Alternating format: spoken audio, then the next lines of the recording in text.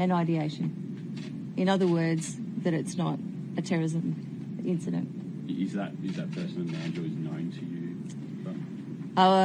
He's known to law enforcement, but we're waiting to identify him formally. What makes you confident that if it is this man, this is not a terrorism-related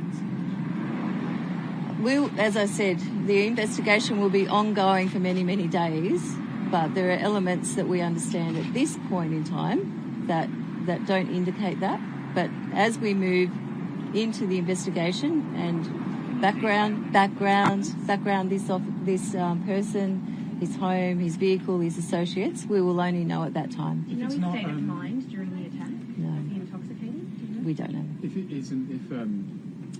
it's unlikely to be terrorism once this person's formally identified, is there any other early indications of what might have motivated them to do something like this? Not yet. And it will take a thorough investigation. It will take time for us to go back in his life and history to determine that. And is the indication that it was a random spree, or was it targeting certain people of gender or anything like that? It's too early to speculate, but given the environment, it's possible that it's random, but it's too early to speculate. Is there any relationship between the attacker and any of the victims? Too early to say.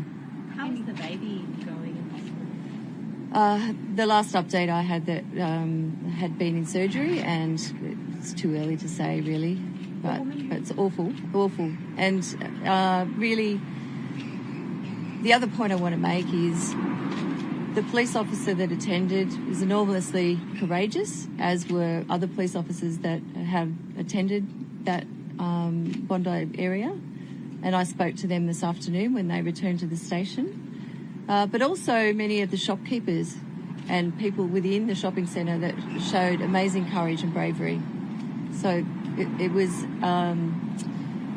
an awful situation, and no doubt the people dealing with the trauma of what they witnessed. But it could have been much worse. Majority of those victims women. Did that play a role at all in the moment? We don't know. How is that police officer going, and what did she say to you when you spoke to her? She's doing well under the circumstances.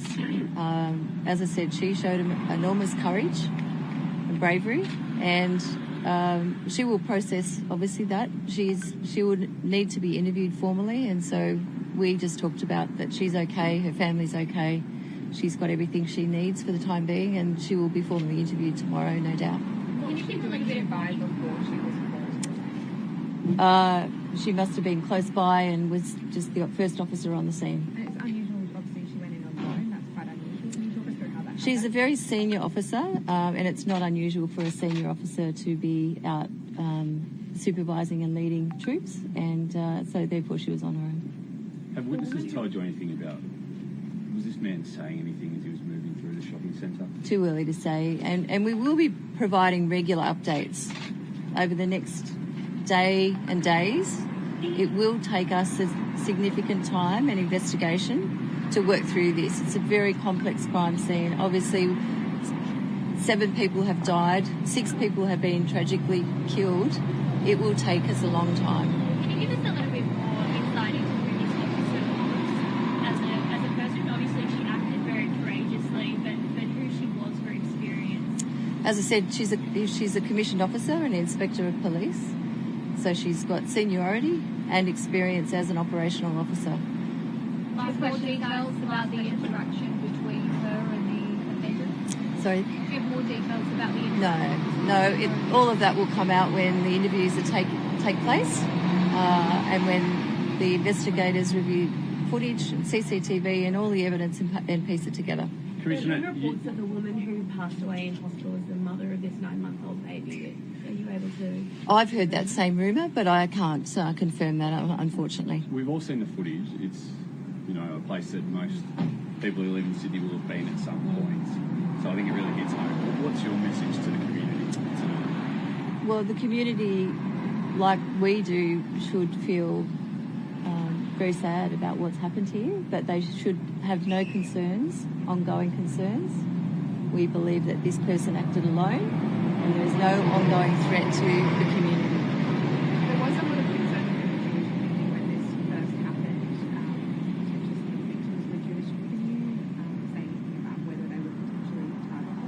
because, as I said, it's very early days, but there's no suggestion that there was anyone targeted, but that could change, and we will only know that in time. Okay, thank you, everybody. Thank you. Thank you. Thank you. I can help someone for a follow-up question.